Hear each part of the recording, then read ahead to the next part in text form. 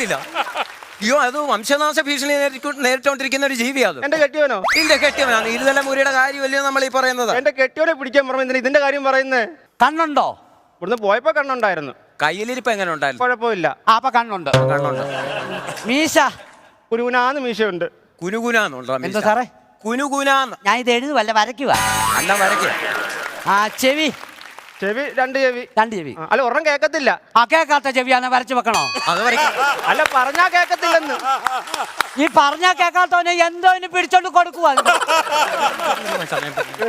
നീ അങ്ങ് വരയ്ക്കുക. പെങ്ങളെ നെഞ്ചിന് താഴോട്ട് വേണോ? ജീവനുണ്ടെങ്കിൽ ചെഞ്ചിന് താഴോട്ട് വേണം. പെങ്ങളെ അതല്ല പറഞ്ഞത്. ഹാഫായിട്ട് വരയ്ക്കണോ ഫുള്ളായിട്ട് വരയ്ക്കണോ? ചുമ്മാ വരച്ച് തീർക്കണ്ടല്ലോ, പാതി മതി. പാതി മതി. സാറേ, ആ, മുടിയാൻ ഇത് പോരെ? മുടി ഇത് പോരെ? പെങ്ങളെ ഇത് എങ്ങനെയുണ്ട്? ഇതെന്റെ ഭർത്താവ്. ഇത് ഈ ആനക്കാരനല്ലേ?